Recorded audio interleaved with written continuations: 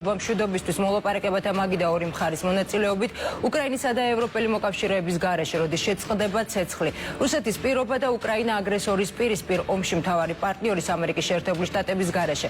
გრანტ თითო სესხი ტრამპი ვალის დაბრუნებას ითხოვს, რა შეუძლია და რას გააკეთებს ევროპა ახალი გეოპოლიტიკური რეალობა და საქართველოს ახალ მსოფლიო წესრიგში. 3 წლის შემდეგ, როცა უკრაინაში მიმდინარე ომთან დაკავშირებით ბევრი რამ ღიად ითქვა, საქართველოს ხელისუფლებაც თამამია საკუთარ განცხადებებში. რასაუბრდება საქართველოს ტრამპის სამშვიდობო პოლიტიკისგან შეჩერებული უცხოური დაფინანსება, საეჭვო დონაციები და პროექტები, რომელიც ხელისუფლების მტკიცებით საქართველოში რადიკალიზმს ახალისებდა. ახალი საკანონმდებლო ინიციატივები, უმანდატო დარჩენილი ოპოზიციის დიდი ნაწილი და საგამოძიებო კომისია, რომელმაც ყოფილი ხელისუფლების მმართველობას პოლიტიკური და სამართლებრივი შეფასება უნდა მისცეს. საგარეო პოლიტიკის საშინაო ეფექტები აქტუალურ პოლიტიკურ თემებზე სასაუბროდ გადაცემის სტუმარია საქართველოს პარლამენტის თავმჯდომარე შალვა პაპუაშვილი. ბატონო შალვა, საღამომშვიდობისა, ძალიან დიდი მადლობა, რომ გვესტუმრეთ და დაგვითმეთ დრო.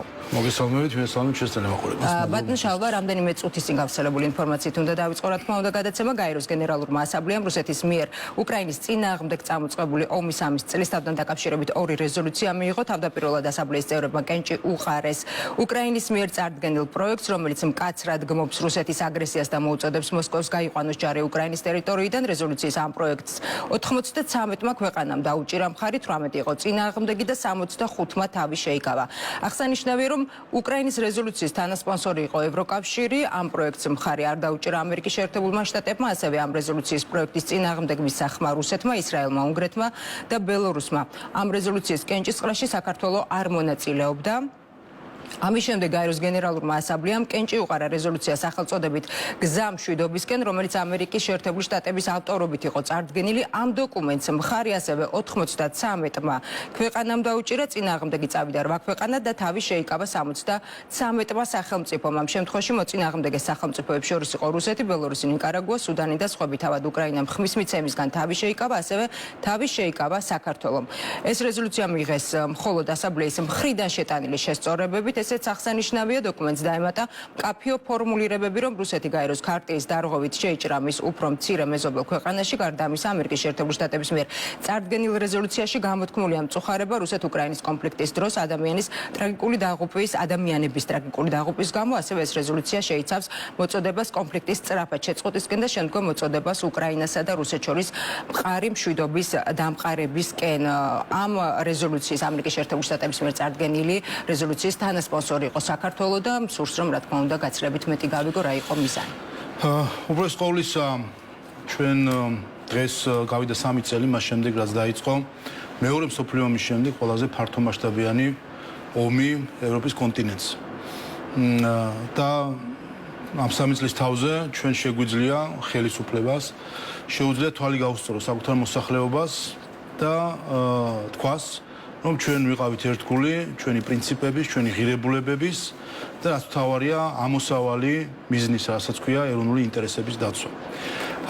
რასაც დღეს ამ დღეებში ჩვენ ვაკვირდებით, ეს პრინციპში ბევრ რამეში ემთხვევა იმ პოზიციას, რომელიც საქართველოს ხელისუფლებას თავიდანვე ჰქონდა. მე შეგახსენებ, საზოგადოებასაც შევახსენებ, რომ 2022 წლის 1 თებერვალს ომის დაწყებამდე 3 კვირით ადრე საქართველოს პარლამენტმა მიიღო რეზოლუცია, რომელშიც ზუსტად ის პრინციპები იყო გატარებული, რასაც დღეს საუბრობს უკვე ბევრი, საუბრობს განსაკუთრებით ამერიკის შეერთებული შტატების ახალი ადმინისტრაცია და რაზეც იყო საუბარი იმ რეზოლუციის პროექტში, რომელიც ამერიკის შეერთებული შტატებმა წარადგინა და რომლის თანაინიციატორიც ვიყავით ჩვენ ისრაელთან, უნგრეთთან, ჩრდილოეთ მაკედონიასთან ერთად. რა იყო მთავარი 2022 წლის 1 თებერვალს ჩვენს მიერ მიღებულ რეზოლუციაში? ეს იყო მოწოდება, რომ ყველა სახელმწიფოს ძალისხმევა არ დაეშურა იმისთვის, რომ აგვერიდებინა ომი თავიდან.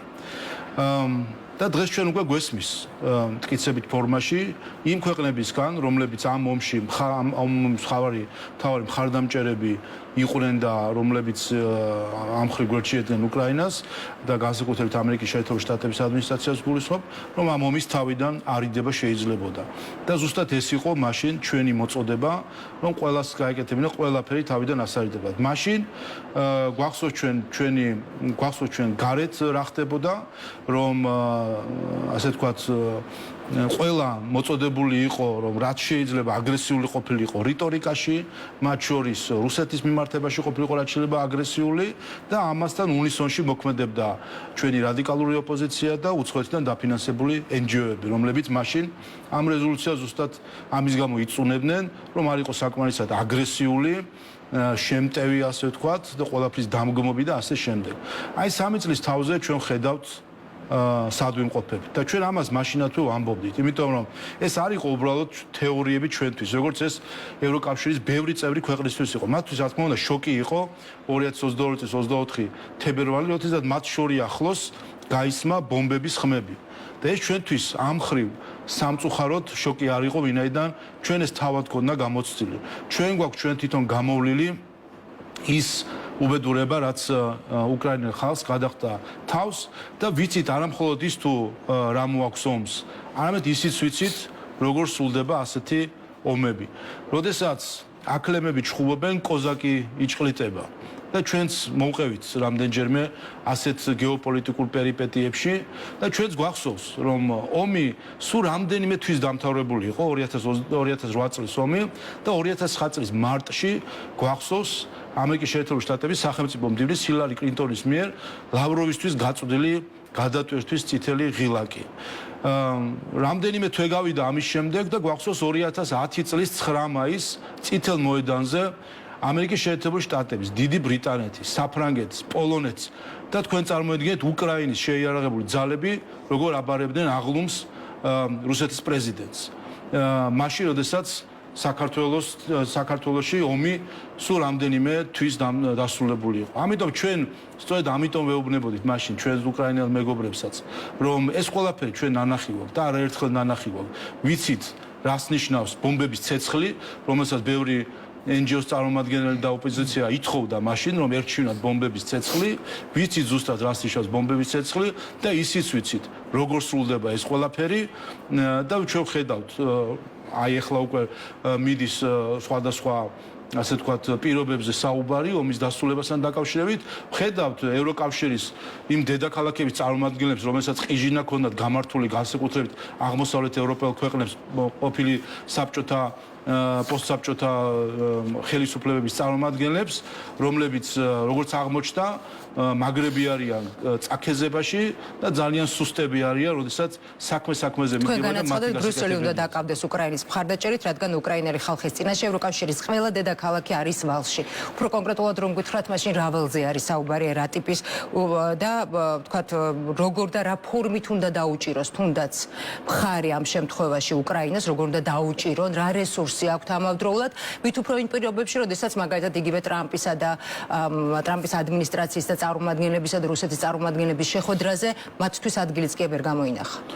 კი, და ამის საპასუხოდ ნახეთ ჩვენ ერთ-ერთი რამ, რომ ევროკავშირის უმაღლესმა წარმომადგენელმა საგარეო საკითხებში ქალბატონმა კალასმა ტვიტით შემოიფარგლა და ტვიტის იმედზე უნდა იყოს, როგორც ჩანს ახლა უკრაინელი ხალხი. ხედავთ მათ მცდელობებს, რომ რაიმენაირად ადგილი მოიპოვონ მოლაპარაკების მაგიდასთან, ეს არის ამითი აგულიანებდნენ უკრაინელებს ევროპულ დედაქალაქებს გულისხმობ ახლა, რომ ბოლომდე იქნებოდნენ მათთან ერთად და იბრძოლებდნენ და საბოლოო ჯამში აღმოჩნდა, რომ სახვეწარი გაუჩნდათ მოლაპარაკების მაგიდაზე ადგილი. ზუსტად ამაზე ვაფრთხილებდით, როდესაც ჩვენთან განსაკუთრებით გამოირჩეოდნენ ზოგიერთი მათ შორის კიდევ ერთხელ ხაზგაუსვა ყოფილი საბჭოთა ყოფილი რესპუბლიკები, რომლებიც ლაპარაკში ძალიან სითამამით გამოირჩევიან და საქმეზე რომ მიდგება, აი ამ რიტორიკის უკან როგორც ჩანს დიდი არაფერი არ ბატონო, ურსულა ფონ დერ ლაიენმა განაცხადა ასეთი რამ, რომ უკრაინა კარგად მუშაობს და შეიძლება 2030 წელზე ადრე მიღება, თუ ქვეყანა ამ სისწრაფითა და ხარისხით გააგრძელებს მუშაობას. შეიძლება თქვათ აღვიქვათ ასე ვთქვათ ერთგვარ პასუხად ამ შემთხვევაში. რას იცით დაპირებებად, მაგრამ კიდევ ერთხელ ჩვენ იმიტომაც შეგვიძლია ახლა გავუსწოროთ თვალე ჩვენს მოსახლეობას, რომ ჩვენ ამოდიოდით მთავარი საკითხიდან, რა არის ჩვენი ეროვნული ინტერესი. ჩვენი ეროვნული ინტერესი, რაც არაერთხელ გვითქვამს, ჩვენი ხალხის ეროვნული ინტერესი არის ჩვენი ქვეყნის გამთლიანება და ხალხის კეთილდღეობის ზრდა. ამით იზომება ყველა ჩვენი გადაწყვეტილება, მათ შორის ბოლო 3 წლის განმავლობაში მიღებული ყველა გადაწყვეტილება, მათ შორის ომთან დაკავშირებით მიღებული გადაწყვეტილებები. დაპირებები ბევრი გვსმენია წარსულშიც და აწყოშიც, მაგრამ მთავარი არის, რომ ყველა ქვეყანა თავად უნდა იზრუნოს უპირველეს ყოვლისა, რომ საკუთარი ინტერესები გაატაროს. თუმცა ეს დაპირებები, როგორც ახლა აღმოჩნდა და გვესმის უკვე საუბრები ნატოსთან დაკავშირებით, უკრაინის ნატოში წევრობასთან დაკავშირებით, ნახეთ, რომ თურმე არც არავინ აპირებდა აი ამ ღია კარის პირობებში არც არავინ აპირებდა უკრაინის მიღებას ნატოში და დღეს უკვე პირდაპირ ამბობენ, რომ ეს არარეალისტურია, რომ უკრაინას ნატოში წევრობა შესთავაზონ. მათ შორის შეგახსენებთ, სულ ახლახან ევროპარლამენტში სიტყვით გამოდიოდა ჯეფრი საქსი, რომელსაც გაიხსენა მისი საუბარი ჯეკ სალივანთან, ამერიკის მაშინდელ პრეზიდენტთან ბაიდენის მთავარ მრჩეველთან უსაფრთხოების და საგარეო საკითხებში 2021 წლის 15 დეკემბერს. ომამდე სულ 2 თვით ადრე და მან გაიხსენა ეს საუბარი და საუბრობდა იმაზე, რომ თუ კი ნატო არის ის საკითხი, რომლის გამოც ხდება წინ გავართ რაღაც დიდი შეჯახების პირისპირ, თქვით რომ ნატოში არიღებთ უკრაინას. და ამაზე უპასუხა სალივანს, უპასუხია მისთვის, რომ არც არავინ აპირებს უკრაინის მიღებას ნატოშიო. და ამაზე პასუხი იყო ჯეფრი საქსისგან, როგორც ის იხსენებსო, მაშინ თქვით ეს ღიად. და არა, ამას ღიად ვერ ვიტყვითო და ომიც დაიწყო. ამიტომ ეს არის ესეთი დაპირებები ბევრსმენია, მაგრამ თუ კი არ ამოა ქვეყანა უპირველეს ყოვლისა საკუთარი ეროვნული ინტერესებიდან, ეს დაპირებები ვის გაახსენდება, ვის დაავიწყდება, ეს უკვე მეორე საკითხი არის და ეს უკვე ცალკე ისტორია იქნება თუ რა მოხდება 2030 წელს. ბატონო შალვა, უკრაინაში ომის დაწყებიდან თქვენ საუბრობდით საქართველოში მეორე ფრონტის გახსნის საფრთხეზე, მუდმივად არაერთი განცხადება გაკეთდა მათ შორის და გვახსოვს ყველა ძალიან კარგად ეს განცხადებები. საუბარი იყო მათ შორის თქვენი მხრიდან მართველი გუნდს გულისხმობ ამ შემთხვევაში, რომ იყო ზეწოლა ერთგვარი რამდენიმე დიპლომატის მხრიდან, იყო საერთაშორისო ზეწოლა ამ მიმართულებით, გაკეთდა განცხადება მაგალითად პრემიერის მაგიდა ხელის ბრახუნთან დაკავშირებით, რომ დახურულ კარს მიღმა განსაკუთრებით წნეხის ქვეშ იმყოფებოდა მართველი გუნდი. დღეს, როდესაც ამერიკის შეერთებული შტატები, ტრამპი და ტრამპის ადმინისტრაციამ შეიძლება ითქვას ერთგვარად, რომ პანდორას ყუთი გახსნეს და ფაქტობრივად ყველა მიმართულებით უკვე ღიად საუბრობენ, არ არის როგორ ფიქრობთ იმის დრო, რომ მართლმა გუნდმაც კონკრეტული სახელები და გვარებით ისაუბროს და უფრო მეტი გაიგოს თუნდაც თქვენმა ამომრჩეველმა და ჩვენმა მაყურებელმაც. რა თქმა უნდა და ზოგიერთ დეტალზე ჩვენ უკვე ვისაუბრეთ. ერთ-ერთ ასეთ საკითხზე მე ვაპირებ კიდევაც რომ საჯაროდაც აღწერ იმ შეხვედრას, რომელიც 28 თებერვალს შედგა. დადგება ახლა 28 თებერვალი და 3 წლის თავზე აუცილებლად აღწერ თუ რა შეხვედრა შედგა ჩემს კაბინეტში და რა მოთხოვნები იყო მაშინ.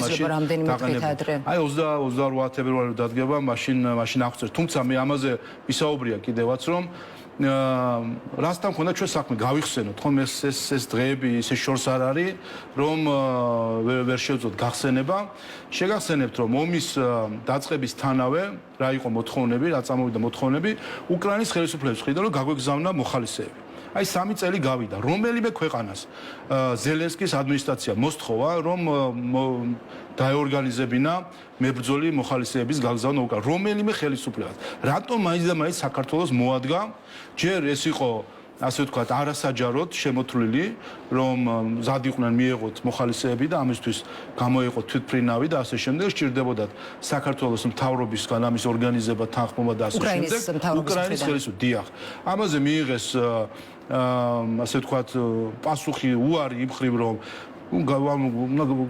უნდა მოეკიდონ იმ სიტუაციას გაგებით რომ რა სიტუაციაში იმყოფება საქართველო და ეს არ იყო მეგობრული თხოვნა რომელიც ჩვენ მაშინ უკრაინის ხელისუფლებისგან მივიღეთ და ამის საპასუხოდ ჩვენ მოთხოვნა იყო ბატონო ჩოლო ეს იყო თავდაპირველად დიპლომატიური არხებით ასე ვთქვათ მოთხოვნა არ იყო, თხოვნა იყო რომ ეს იქნებ დაეორგანიზებინა ხელისუფლებას მოხალისეების გაშვება, ვინაიდან მათ ჰქონდათ ინფორმაცია იყვნენ მსურველები რომ ომში წასულიყვნენ. ამაზე პასუხი იყო რომ იმ შემთხვევაში თუ კი ხელისუფლება დააორგანიზებს ასეთ რეისებს და თბილისის შოთა რუსთაველის სახელობის საერთაშორისო აეროპორტიდან აფრინდებოდა მებრძოლებით სავსე თვითფრინავი, ეს რა თქმა უნდა ნიშნავდა ომში ჩაბმას პირდაპირ. ეჭვგარეშე და საქართველო გახდებოდა ომის მონაწილე. ამაზე მიიღეს ჩვენგან თხოვნა რომ ასეთი თხოვნით აღარ მოემართათ და ამის საპასუხოდ ჩვენ ნახეთ საჯარო პოსტი მაშინ Twitter-ზე ახლა X-ი არის სოციალურ ქსელში განცხადება უკრაინის პრემიერ-მინისტრის შმიგალის, რომელიც დღესაც პრემიერ-მინისტრია, რომ ქართულ ხალხს მოუწოდებდა მიდით და მოსთხოვეთ თქვენ ხელისუფლებას, რომ დააწესოს სანქციები, გამოაგზავნოს მოხალისეები. ამის პასუხი იყო შემდეგ ზელენსკის მოწოდება და მიმართვა, ასე ვთქვათ, მისი მხარდამჭერი რადიკალური ქართული ოპოზიციის მიმართ, რომ არის მომენტები, როდესაც ხალხი უკეთესია ვიდრე ხელისუფლება და ამის გამო მან გაიწვია 1 მარტს გაიწვია საქართველოს ელჩი, მაშინ როდესაც რუსეთმა უკრაინას შეუტია ბელორუსიის მხრიდან და ბელორუსიიდან არ გაიწვია ელჩი. ეს რა იყო თუ არა ზეწოლა საქართველოს ხელისუფლებაზე და ამაში უნისონში მართან ერთად მოქმედებდა რადიკალური ოპოზიცია და უცხოეთიდან დაფინანსებული NGO-ები. აი ის ხალხი, რომელიც დღეს თქვენს ტელევიზიასთან, პარლამენტთან მართავს აქციებს და ზუსტად დღეს ომის წლისთავზე უკრაინის დროშებში გახვეულები დადიან საქართველოს თბილისის ქუჩებში. ზუსტად ის ხალხი 3 წლის წინ, ზუსტად ამ დღეს იდგნენ საქართველოს პარლამენტის წინ, ამ დღეებში იდგნენ საქართველოს პარლამენტის წინ და ითხოვდნენ, რას ითხოვდნენ საქართველოს ხელისუფლებისგან? მოხალისეების გაგზავნას უკრაინაში, ანუ საქართველოს ჩართვას ომში, სანქციების დაწესებას რუსეთისთვის, ანუ საქართველოს ჩართვას ომში და საქართველოს ეკონომიკურ დანგრევას. ამას ითხოვდა ზუსტად ის ხალხი, ვინც დღეს თქვენთან ტელევიზიასთან დგას და პრეტენზიებს გიყენებთ თქვენ, ვინც დღეს საქართველოს პარლამენტთან დგას და პრეტენზიებს გიყენებს. აი ეს რადიკალური ოპოზიცია, აი ეს NGO-ები, აი ეს ადამიანები, იგივე სახელები, იგივე სახეები, იგივე გვარები იდგნენ 3 წლის უკან და კინაღამ საქართველოს ხელისუფლებას დაეჯერებინა აი ამ ხალხისთვის. საქართველო გადაეშვებოდა კიდევ ერთ ომში და დღეს ისინი ან დატირებულები იქნებოდნენ, ან დამტირებლები იქნებოდნენ. აი ეს გვექნებოდა შედეგი. და ეს აქედან გამომდინარე ამ ადამიანებს ერთ რამეს ვეთქვი რომ აი ახლა მაინც გადახედონ. აი ახლა, როდესაც გარკვეულწილად რაღაც კვანძებიც იხსნება მათ შორის, რაღაც ინფორმაციაც მეტი გამოდის, ბევრ რაღაცაზე საუბრობენ, თავად ისინი ვინც ჩართული იყვნენ ამ ომში უშუალოდ, ხომ? ახლა მაინც გამოიტანონ დასკვნები იმასთან დაკავშირებით, რომ არაფერი არ არსებობს შენი ქვეყნის, შენი ერის ინტერესებზე მაღლა.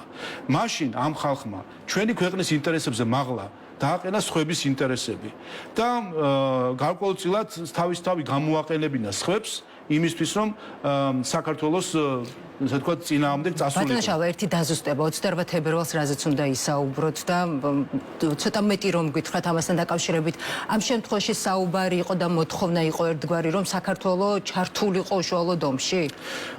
უბრალოდ ყოვლისა მე როგორც პარლამენტის თავმჯდომარე რა თქმა უნდა აღმასრულებელი გადაწყვეტილებების მიღება არ შემეძლია, ამიტომ ჩემი საუბრები სხვა არის, აღმასრულებელი ხელისუფლებასთან საუბრები კიდე სხვა იყო.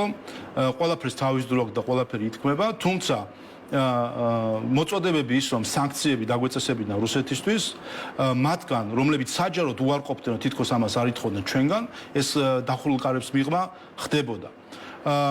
და მარტივია, ხომ დღევანდელი გადასახედინა ხომ ვიცით, რომ საქართველოს ხელისუფლება რატომ იყო ჩვენ თუ გახსოვთ ჩვენ მაშინ პარლამენტის სასესიო დარბაზში მაშინ ჯერ კიდევ უმრავლესობის ლიდერმა ირაკლი კობახიძემ რამდენჯერმე მოუწოდა ოპოზიციას. აი თქვით, სანქციები უნდა დაუწესოთ თუ არა რუსეთს. ვერც ერთმა ოპოზიციამ ვერ გაბედა რომ ეს ეთქვა თავად საჯაროდ. არადა ზუსტად ამისკენ მიაქანებდნენ ხო საქართველოს, რომ შევსულიყავით ესკალაციაში რუსეთთან და ამის ბოლო რა იყო? ყველამ ძალიან კარგად იცოდა. როცა ვეუბნებოდით რომ კი, მაგრამ ჩვენ რომ სანქციები დავაწესოთ, აქ რომ რაღაცა მოხდეს, თქვენ დაგვეხმარებით? იომებთ ჩვენ საომარს? არა. დაგვიცავთ, თქვენ რო ქოლგა გიცავთ. ის ქვეყნები განსაკუთრებით კიდევ ერთხელ აღნიშნავ ბალტიისპირეთის ქვეყნები, რომლებიც ასე ძალიან გულადები არიან ხოლმე ლაპარაკში. კარგად თბილად არიან ატომური ქოლგის ქვეშ. მათ ტერიტორიაზე ერთი ჩიტიც რო შეფრინდეს, მათ დაუკითხავთ, მათ თითის გატოკებაც არ მოუწევს. დაცულები არიან ნატოს ატომური ბირთვული ქოლგით. და ამასაც ვეკითხებოდი, ჩვენ დაგვიცავს ეს ქოლგა? არა. ჩვენ რომ ამის შედეგად ეკონომიკა დაზიანდეს და ვიცით ხომ, დათვლილია ზუსტად რა ზიანს მიიღებდა საქართველოს ჩვენ სანქციები დაგვეწესებინა, ეს იქნებოდა 18%-მდე ეკონომიკური ვარდნა. გვექნებოდა 2.5-ჯერ უფრო მაღალი ვარდნა ეკონომიკური, ვიდრე ეს კოვიდის დროს იყო, როცა მთელი საქართველოს სახში ვიჯექით და ჩაკეტილები. რომ ვეკითხებოდით, ეს რომ მოხდეს, რაიმე გარანტიებს გვაძლევთ ეკონომიკურს? არა, არ გვაძლევთ. აბა რატომ მაშინ? თუ კი თქვენ დაფარული ხართ ატომური ქოლგით, დაფარული ხართ ევროკავშირის ფინანსებით და ერთმანეთის სოლიდარობით და დახმარებით. ჩვენ ნატოს არაწევ ქვეყანას რა სინდისით გთხოვთ, რომ ისევე ვიყოთ, ისევე გავრისკოთ ჩვენი ხალხი, როგორც თქვენ შეიძლება რისკავთ, იმიტომ რომ დაფარული ხართ ამ ატომური ქოლგით. და პასუხი რა იყო? პასუხი სხვათა შორის, აი მიხაილ როც გავიხსენებ მაშინ, ახლა სახელი და გვარი გაინტერესებთ. ერთ-ერთ ბოლო შეხვედრაზე, რომელიც თუ არ ვცდები შარშან ან შაშაწილი შედგა, საუბრობდით ზუსტად ამაზე და კიდევ ერთხელ უხსნიდი, რომ ეს სანქციების მოთხოვნა და ასე შემდეგ, რომ არის არა კეთილსინდისიერი საქართველოს მიმართ, ვინაიდან ეს გულისხმობს ჩვენთვის, რომ იმ პირობებში, როდესაც ქვეყანა, რომელიც ამომს აწარმოებს, ამ ქვეყანას დედაქალაქიდან 30 კილომეტრში, მთავარი ავტობანიდან 500 მეტრში განთავსებული ყავს სამხედროები და თავსაკუთარი არმია, ამ პირობებში ჩვენს მიმართ ესკალაციის მოთხოვნა, რუსეთის მიმართ ჩვენგან მოთხოვნა არის არაკეთილსინდისიერი. ვინაიდან ამას მოყვება სისხლი, ცრემლი და ასე შემდეგ. მისი პასუხი იყო, რომ რა სიზავ, ყველამ რაღაცა უნდა დავთმოთ. აი ეს იყო მიხაილ როტის პასუხი. ამ შეხვედრას სხვათა შორის ესწრებოდა გერმანიის ელჩი და ესწრებოდა ფრიდრიხ ებერტის ფონდის წარმომადგენელი და გაფართოებული თვალებით უყურებდნენ, რას ლაპარაკობდა ეს ადამიანი. აი ასეთი თავქარიანი ადამიანები დადიოდნენ გლობუსის გარშემო და დღეს სად არის მიხაილ როტი? ხო ნახეთ, აღარც ბუნდესტაგშია, აღარც პოლიტიკაში არის თავისთვის სადაც თბილად სავარძელში, უყურებს ტელევიზორს და ერთ-ორს პოსტს დაწერს ხოლმე და წუწუნებს ამა თუ იმ ქვეყნის ბედზე. თუმცა იქამდე იყო აქციებზე პარლამენტის. რა თქმა უნდა, იმიტომ არა აქვს ამ ხალხს პასუხისმგებლობა არა აქვს.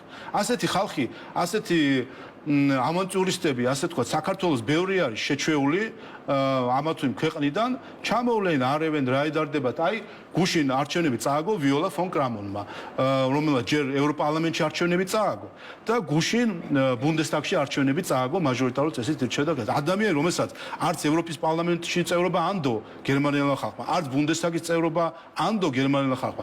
აი აქ დასმული ყავდა NGO-ებს და ოპოზიციას გურუდ, რომ ჩვენთვის უნდა ჭკუა ესწავლებინა რა არის სწორი, რა არის მართალი, რა არის კარგი და რა არის ცუდი. აი ეს ადამიანი რომ ჩამოდიოდა და გვირევდა ამ სიტუაციას, სად იქნება ახლა? დაждდება თბილად სადღაც სახლში, ჩვენ აქ აგვირევდა აქვია ცხოვრებას, რა მოყვებოდა აი ამ ჩვენს ესკალაციას, ვისი ტყვია გავარდებოდა, ვისი ტანკი დადგებოდა, ვისი სისხლი დაიღვრებოდა, ვინმის დაიტირებდა და ვინმის დატირებული იქნებოდა, ეს უკვე იქნებოდა ისტორია, რომელსაც შეშფოთდებოდნენ, ეს კი ძალიან კარგად იციან, ღმა და ასე თქვათ ყოვლის მომცველი შეშფოთება და ასეთი არ გვინახავს. 2008 წლის შემდეგ არ ვნახეთ ეს, არ ვნახეთ ხალხი, რომელმაც რამდენიმე თვეში გადაწყვეტა ურთიერთობა რუსეთთან და რამდენიმე თვეში წითელ მოედანზე და კიდევ ერთხელ უკრაინის არმია 2010 წლის 9 მაისს იდგა წითელ მოედანზე და აღლუმს აბარებდა რუსეთის პრეზიდენტს ამერიკელი, ფრანგი,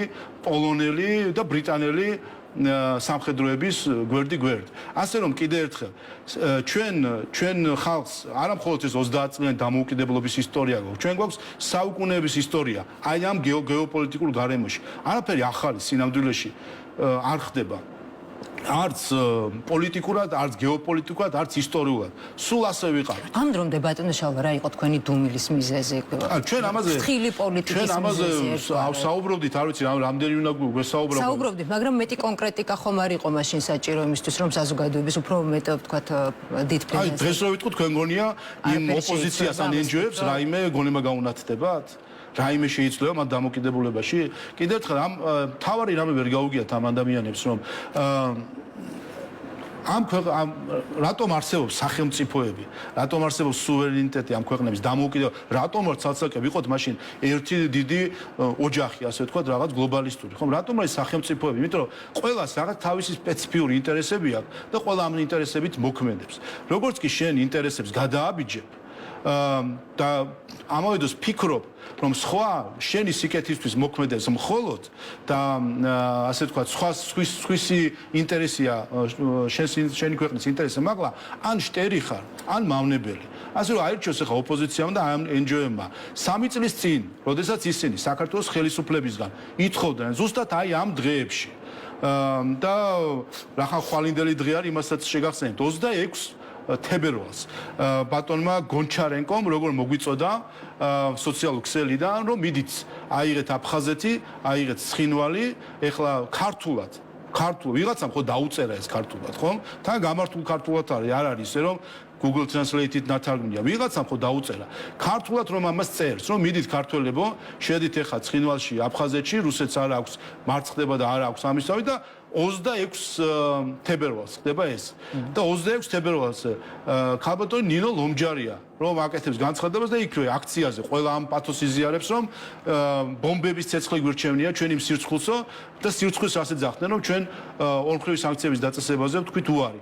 და ეხლა ის ხალხი რომლებიც მაშინ აი იმ დღეებში 3 წლის წინ ითხოვდა სანქციების დაწესებას ქართველი ბიჭების გაგზავნას ომში და ამით ცის ჩაკეტვას, საზღვრების ჩაკეტვას, ასე შემდეგ ესკალაციას, რაც ამას რა ვიცი მე, ამას მეორე კლასის გეოპოლიტიკის ცოდნაც კი არ არის საჭირო, რომ მიხვდე, რომ ეს იყო პირდაპირ ნაბიჯი ომში, აი ამ ხალხმა ეხა აერჩიონ. შტერები იყვნენ თუ მავნებლები იყვნენ, როდესაც ამას ითხოვდნენ. და თქვან ერთი რომლები იყვნენ, გაიხსენონ ის დღეები და თქვან იდგნენ თუ არა ამ დღეებში 3 წლის წინ პარლამენტის წინ და ითხოვდნენ თუ არა საქართველოს ომში ჩართვას, იმით რომ სანქციები დაგვეწესებინა, გაგვეგზავნა ჩვენ მებრძოლები და ასე შემდეგ. შეგახსენებთ კიდე ერთხელ, არც ერთ ქვეყნისთვის უკრაინას არ მოუთხოვია გაგზავნა მეომრების, მეორე რომელი ქვეყნიდანაც კი რომელიმე მოხალისე წავიდა ამერიკის შეერთებულ შტატებმა, ბრიტანეთმა საჯაროდ მოუწოდეს ყველას, რომ არ წასულიყვნენ, მათ შორის ზოგიერთ ქვეყნა დაემუქრა კიდევაც პასუხისმგებლობით ადამიანებს, რომლებიც ომში მიიღებდნენ მონაწილეობას. და ჩვენთან რა ხდებოდა? არა, უნდა გინდა თუ არა ხელისუფლების ორგანიზებით მოხდა იყო ეს ყველაფერი. პირდაპირ ბილეთი ჰქონდათ გამოწერილი ჩვენთვის, რომ ომში ჩართულიყავით. ბატონო, მიუხედავად უსაფრთხოების კონფერენციის შემდეგ თქვენ ეს რამ განაცხადეთ, დაწერეთ უпростоრად რომ ზოგიერთ ევროპელ ლიდერს იმდენად უკრაინის ბედი კი არ აწუხებთ, რამდენადაც რუსეთის დამარცხებას სურდა, რომ რუსეთი მათ კი არ უნდა დაამარცხონ, არამედ ვიღაც სხვამ, არაბად საკუთარ ტერიტორიაზე, არამედ სადღაც სხვაგან. ამ განცხადებების გათვალისწინებით და მათ შორის იმის გათვალისწინებით, რა დეტალებიც ამ შემთხვევაში დღეს გაამჟღავნეთ. და იმ პროცესების პარალელურად, რაც ევროპაში მიმდინარეობს, მაგალითად იგივე ტრამპის პოლიტიკის საპასუხოდ. ხომ არ ფიქრობთ, რომ მსოფლიო ლიდერების გარკვეული ნაწილი სამშვიდობო პოლიტიკით ტრამპის მიერ გაცხადებული სამშვიდობო პოლიტიკით დაინტერესებული არ არის? მე წეგანას თქვი რომ როცა აკლემები ჭხუბობენ კოზაკი იჭყლიტება და როგორც ჩანს ზოგიერთს უნდოდა რომ კოზაკი გამختارიყავით აი ამ ჭხუბში და ზუსტად ეს ავარიდეთ ჩვენ საზოგადოებას. რაც შეეხება ომს და კიდე ერთხელ ამასაც არ სჭირდება დიდი განჭრეტა თუ ვის რა თავისი გეოპოლიტიკური ინტერესები თუ დამოკიდებულება აქვს ზოგადად რეგიონთან დაკავშირებით და ამ ომთან დაკავშირებით და ჩვენ მოვისმინეთ მიუნხენის უსაფრთხოების კონფერენციაზე დანიის პრემიერ-მინისტრის განცხადება რომ ეს ომი მისთვის ეს ომი არის არა იმდენად უკრაინის შესახებ, რამდენადაც რუსეთის შესახებ. აი ეს უთხრეს უკრაინელებს ომის დაწყებიდან 3 წლის თავზე, რომ ეს შეეხება ეს ომი ეხება რუსეთს. და რა თქმა უნდა, როდესაც ომის დასასრულზე არის საუბარი, ის ხალხი ვინც ფიქრობს, რომ ეს რუსეთთან დაკავშირებული ომია, ფიქრობს უპირველეს ყოვლისა არა იმაზე, რომ დაასრულოს უკრაინელი ხალხის ტანჯვა ამ ომში, არამედ ფიქრობს იმაზე, რამდენად დაზიანებული გამოვა რუსეთი ამ მდგომარეობიდან. არა იმაზე, რამდენად ნაკლებად დაზიანებული გამოვიდეს უკრაინა ამ ომიდან, არამედ იმაზე, რომ რაც შეიძლება მეტად დაზიანებული გამოვიდეს რუსეთი ამ ომიდან. ამაზე არის, ეს არის საერთო ჯამში აქცენტები საით არის. აქცენტები უკრაინაზე და უკრაინელ ხალხზე არის, თუ აქცენტები რუსეთზე. ეს არის დღეს რასაც ვაკვირდებით სხვაობას ომის დასრულებასთან დაკავშირებით. ხედავთ, რომ ამერიკის ადმინისტრაცია საუბრობს იმაზე, რომ უნდა რომ დაასრულოს ადამიანების სიკვდილი და ის როგორც მთავარი მხარდამჭერი ამ ომის და რომ არა ამერიკის შეერთებული შტატების მხარდამჭერი, რა თქმა უნდა, უფრო წარმოუდგენელი იქნებოდა, რომ ამდენი ხანი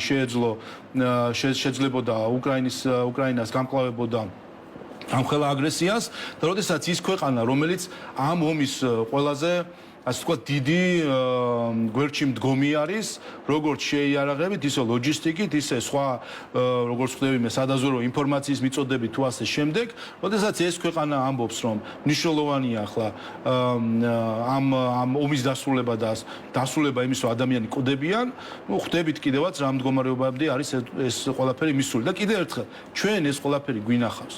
და ეს ყველაფერი რომ გვინახავს და არაერთხელ გვინახავს, ამიტომაც არის, რომ ქართველი და ამიტომაც არის, რომ ჩვენ ეს 3 წელი შევძელით რომ არავის არ მივეცეთ შესაძლებლობა რომ რაღაცნაირად ჩავეთრიეთ იგივე მდგომარეობაში და აქ ჩვენ დავეყდენით ჩვენი ხალხის სიბრძნეს და სწორედ აი ამ სიბრძნით და ეროვნული ინტერესების მიმართ ერთგულებით შევძელით რომ მიუხედავად ჩვენი რადიკალური ოპოზიციის და უცხოეთიდან დაფინანსებული NGO-ების პირდაპირ მცდელობებისა, რომ ფეხი დასცდენოდა ჩვენს ხელისუფლებას და რაღაცნაირად აღმოჩენილიყავით აი ამ საერთო ორომ ტრიალში ჩათრეული, აი ეს ყველაფერი არ დაუშვა ქართულმა ხალხმა და მისმა ხელისუფლებამ.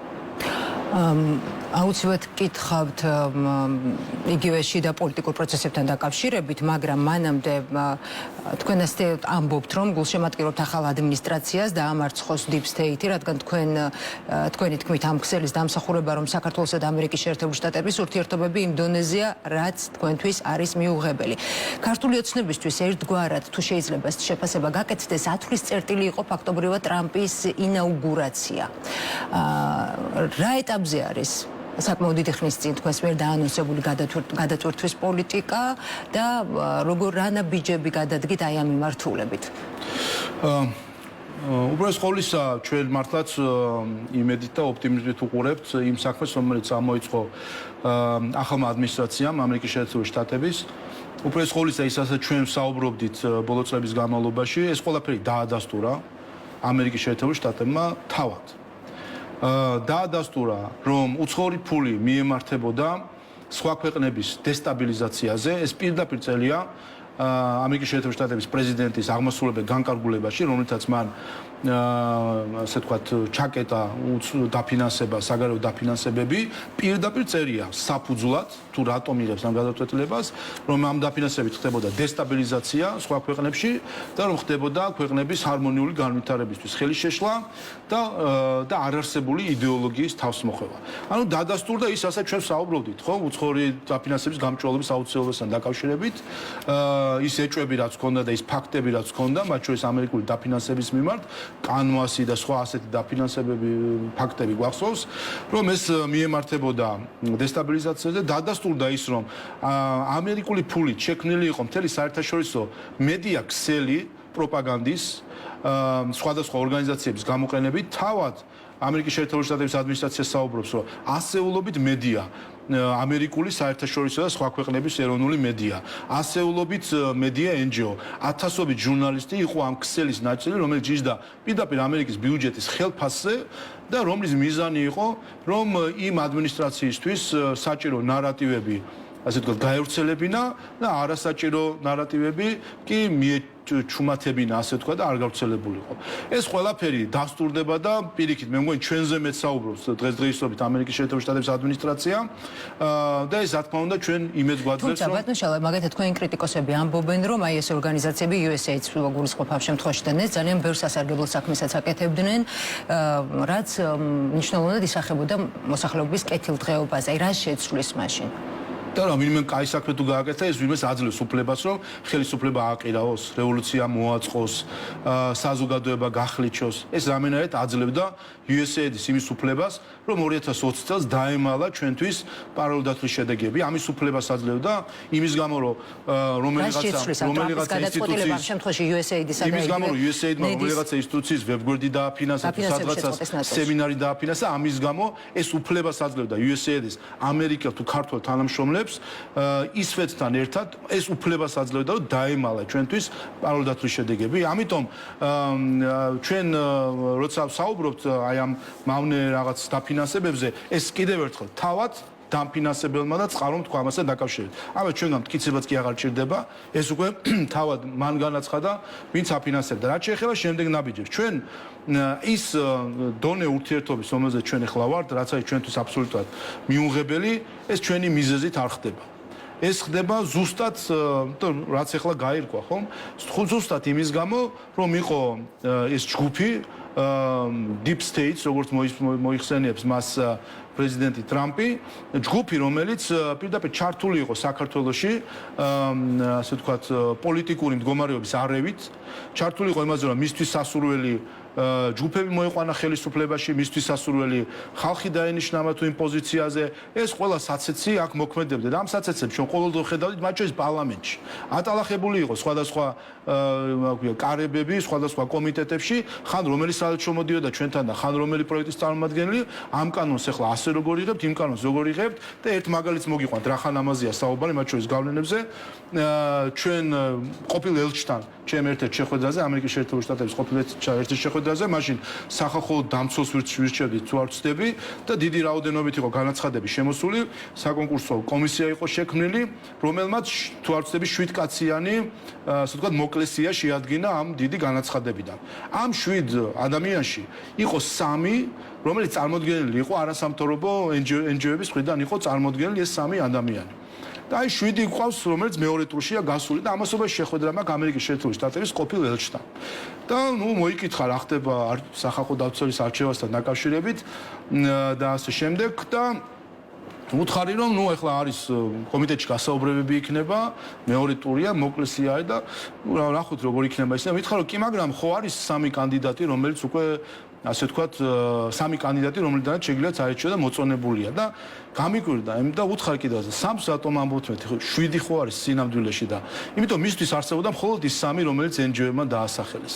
სხვა არაფერი არ განიხილება. სხვა საზოგადოება, პარლამენტი, ხალხი, ეს ყველაფერი ასე ვთქვათ, რაღაც გაზავებული იყო მისთვის როგორც ჩანდა და ერთადერთი ლეგიტიმური დასახებული კანდიდატი ეს იყო NGO-ების, რომელსაც ის თავად აფინანსებდა, ხომ?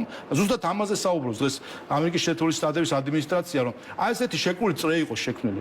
ასე ვთქვათ, ბიუჯეტი, უცხოური ამერიკული ბიუჯეტიდან, ბიუჯეტით იქნება NGO ქვეყანაში.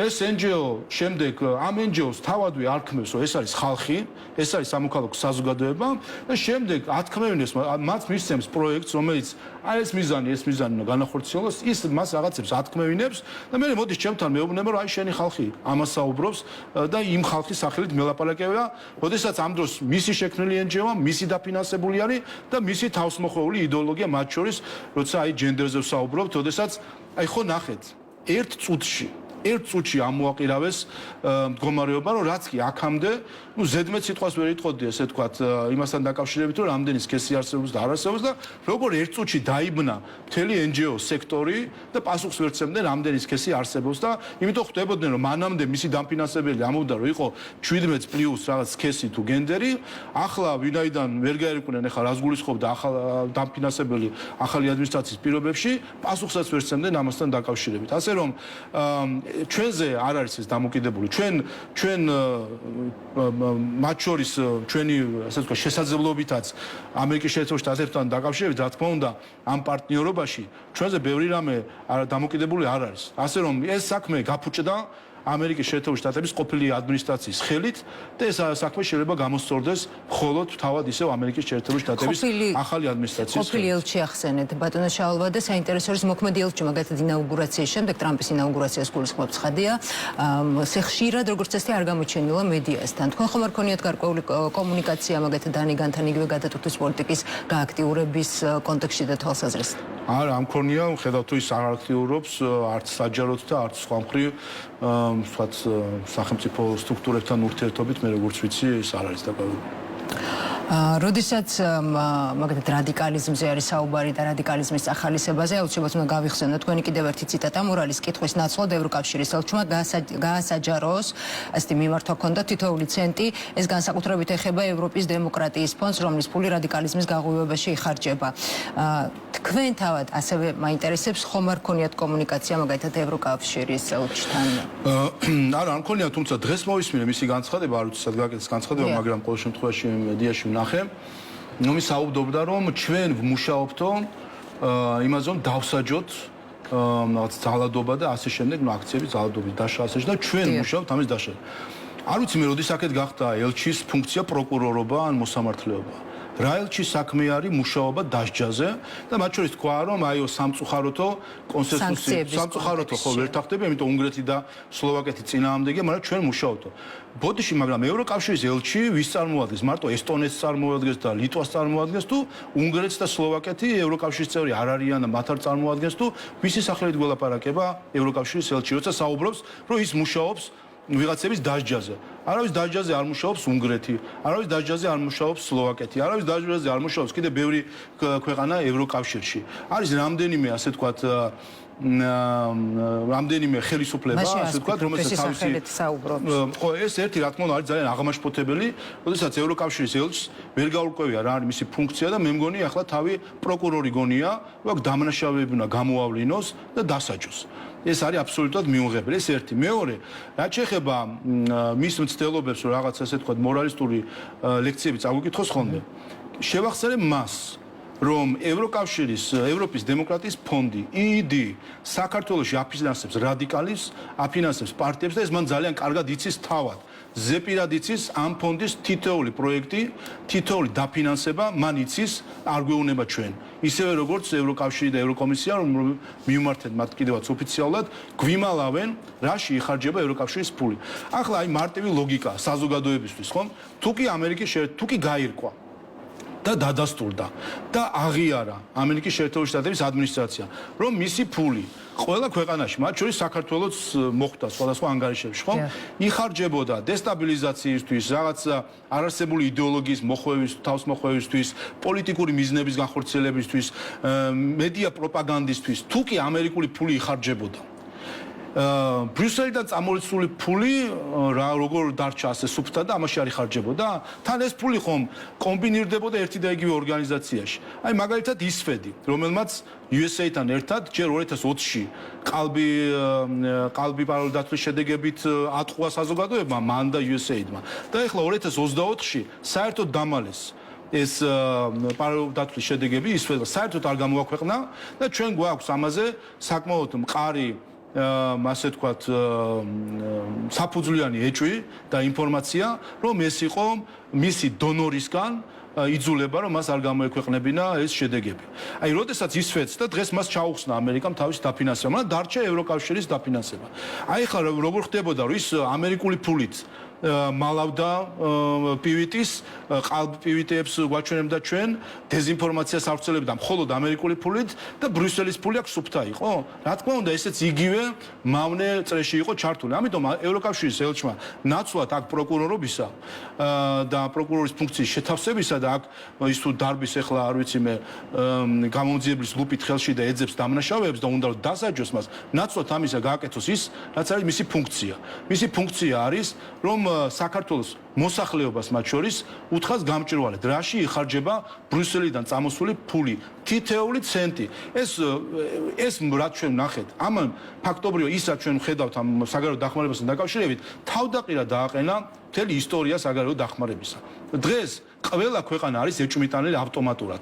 დანიაც შვედეთიც, ჰოლანდიაც, ევროკავშირი როგორც ასეთი, ყველა დონორი ეჭვმიტანილია. ვინაიდან ამერიკამ თქვა, რომ მისი ფული იხარჯებოდა ამ მხრივ, ყველა დონორი არის უკვე ავტომატურად ეჭვმიტანილი და ყველა დონორი მისი პასუხისმგებლობა არის, რომ იზრუნოს, რომ მისი რეპუტაცია გამოსწორდეს ამ მხრივ და ქართულ ხალხს აჩვენოს.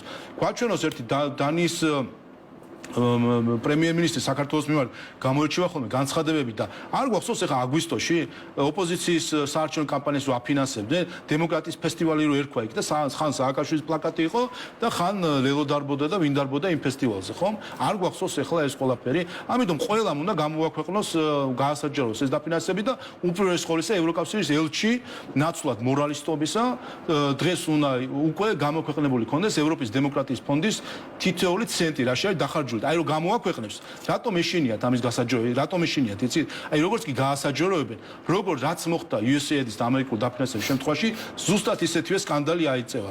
იცით რაც გავიგებთ?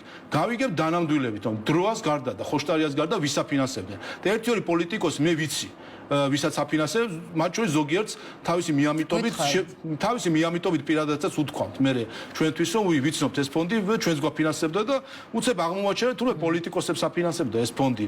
ნახავთ ჩვენ რომ მოლოტოვის კოქტეილები აი ესე რომ შემოგვაჩვიეს ისაც არასდროს არ ყოფილა ჩვენი პროტესტის კულტურა არ ყოფილა არასდროს ამის სხვა პირიქით ქართველებს ყოველთვის გვიამაყებოდა რომ ერთი ფოთოლი არ ჩამოცვივდებოდა ხოლმე ხიდან აქციების დროს. რა შეგვაჩვიეს დღეს? აი რა არის მათი ევროპული სტანდარტი? მათი ევროპული სტანდარტი არის მსხრევა, მტრევა, მოლოტოვის კოქტეილები, ფეიერვერკები. გინახავთ ევროკავშირის ელჩმა ერთი სიტყვა მაინც თქვა და დაგმო ეს ძალადობა პარლამენტის შენობის წინააღმდეგ. ეხლა ხო ნახეთ სოფიაში, ბულგარეთში წითელი საღებავი შეასხეს ევროპარლამენტის თუ ევროკავშირის წარმომადგენლობას და კართან დაანთეს მცირე კოცონი. და წითელი საღებავი შეახდოს. აიღეთ ეხლა ეგ და შეადარეთ პარლამენტს რა უქნეს. და ამაზე ამბობენ რომ ეს არის ვანდალიზმი და დაუშვებელი, იგივე ხალხი ვინც ჩუმად არის ევროკავშირის ელჩი იქნება ეს თუ იქნება უმაღლესი წარმომადგენელი ჩუმად არიან და ჩუმად კი არ არიან მშვიდობიანს ეძახიან. აი პირდაპირ უყურებენ, აი ამ ბაზუკა ასე ვთქვათ რო ქონდა მოწყობილი ერთ-ერთს და ესე ვთქვათ მტყვიამფქვევით ესოდა პოლიციელებს პიროტექნიკას, აი ამას უყურებენ. აი ესე გავხედავთ ხომ არის ეს ძალადობა, შემოგხედავენ შუშის თვალები და გეტყვი არა ეს მშვიდობიანი აქცია. აი ეს არის ევროპული სტანდარტი, რომელიც უნდა დაამკვიდრონ და რა თქმა უნდა ჩვენ ამას ვერ დაუშვებთ. ბატონო შალვა, ცხადია ძალიან ბევრი საკითხია სამწუხაროდ კალათბურთის გამოდროში ვარ შეზღუდულები დაახლოებით 4 წუთი გრჩება და საკანონმდებლო ცვლილებებთან დაკავშირებითაც მათ შორის მინდა რომ მოვასწრო თქვენი პოზიციის მოსმენა ეს არის ფარას ანალოგი საქართველოში გვახსოვს ის პროცესები რაც გამჭვირვალობის შესახებ კანონის დაინიცირებას მოყვა და ასე შემდეგ მიღებას ასევე მაუწყებლობის შესახებ კანონში არის დაგეგმილი ცვლილებები ამ მიმართულებითაც რომ გითხრათ და ღალატის სამშობლოს ღალატი. კი ბატონო, ნუ ფარასაც შეეხება, მე მგონი, ყველაფერი გარკვეულია, ხო? მათ შორის დღესაც დავაინიციეთ, ნახეთ რომ არის პირდაპირ თარგმანი, არაფერი არ შევცვალეთ სპეციალურად, სიტყვა სიტყვით. ამერიკის პრეზიდენტის წერია, კონგრესის წერია და სხვა რაღაცების წერია. სიტყვა სიტყვით ძიმე წერტილი. არის პირდაპირ, ხო? იმიტომ რომ მაუწყებლობის შესახებ კანონი და ღალატის მხრივ 18 წლის ეს ერთი, ანუ არის სიტყვა სიტყვით, ეხლა ეს რა თქმა უნდა მოვარგებთ ამას ქართულ სამართლებრივ ინსტიტუტებს, მაგრამ ყველა ნახავს რა თუ რამე შეცვლილი არის ამერიკულთან შედარებით, რა არის შეცვლილი. ამიტომ თუ ვინმე სადაო აქვს, წავიდნენ და ედავონ ამერიკის შეერთებულ შტატებს, იციან სად არის მათი საელჩო, წავიდნენ და იდაონ იქ. მეორე რაც შეეხება დაფინანსებას მედიის. კიდევ ერთხელ, თავად ამერიკის შეერთებულ შტატებმა აღიარა, რომ მას ჰქონდა მოწყობილი ქსელი, პროპაგანდისტული საბიუჯეტო დაფინანსება. რა თქმა უნდა, აქედან გამომდინარე, ჩვენ ვერ დაუშვებთ, რომ უცხოური დაფინანსება იყოს მედიაში და ამითი ხდებოდეს პროპაგანდის გავრცელება.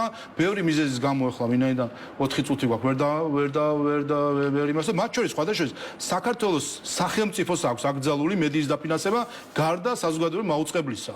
და გამოდის რომ უცხოური სახელმწიფო ჩამოდის, რომელიმე შვედეთი ან ჰოლანდია და მედიებს აფინანსებს და აქვს თავისი სახელმწიფო მედიები ბევრი. ხომ? და ეს როგორ გამოიყენება შენ პროპაგანდაში ეს სხვა საკითხია, სამშობლოს ღალატსაც შეეხება. კიდევ ერთხელ, ის რაც არის ღალატი, უნდა იყოს ღალატი. ეხლა საუბარია იმაზე, თითქოს ეს ისედაც არის. არაფერი არ არის. ეს გაბნეული მუხლები რაც არის, ჯაშუშობა, საბოტაჟი და ასე შემდეგ. უპირველეს ყოვლისა, მნიშვნელოვანი რა არის? ეს არის ამ ყველაფრის, ასე ვთქვათ, ქოლგა. ქოლგა იმ შემთხვევაში რომ ჯაშუშობა, საბოტაჟი შეიძლება ჩაიდინოს საქართველოს მოქალაქე და არა მოქალაქემაც, უცხოელმაც. და გამოდის რომ მათ ერთნაირად უყურებთ.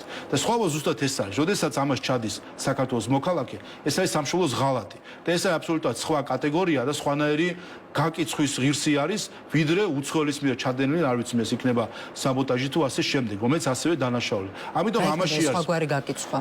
ის რომ მას დაერქმევა სამშობლოს ღალატი. მათ შორის დანაშაული ეს არ არის მხოლოდ ტექნიკური დასახელებასაც თავისი მნიშვნელობა აქვს. მე ამის თქვი კიდევაც არის ძველი ლათინური გამონათქვამი nomen est omen. სახელი არის თავად ნიშანი. ის რომ დაარქმევა მას სამშობლოს ღალატს, ეს უკვე თავად გამოხატავს თუ როგორ აფასებს საზოგადოება ამ ქმედებას ამა თუ ადამიანის. თქვენი ოპონენტები აცხადებენ, რომ ეს მათი დემონიზებისთვის იქნება გამოყენებული და მათ წინააღმდეგ იქნება გამოყენებული. სამშობლოს მოღალატები უნდა იყვნენ დემონიზებული ნამდვილად.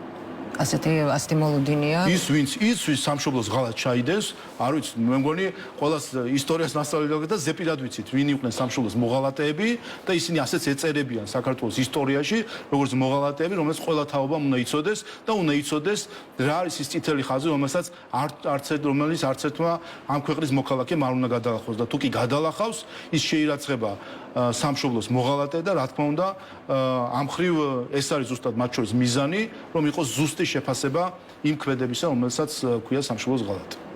ძალიან დიდი მადლობა. სამწუხარო ძალიან ბევრი თემა დაგვრჩა. შეზღუდული დროის გამო ვერ მოვასწარით. გმადლობთ, რომ მობრძანდით სტუდიაში და იყავით ჩვენი სტუმარი. შალვა პაპუაშვილი პასუხობდა აქტუალური თემის შეკითხვებს. პარლამენტის თავმჯდომარე, ასეთი იყო დღევანდელი აქტუალური თემა. გემშვიდობებით, პარასკევამდე დროებით.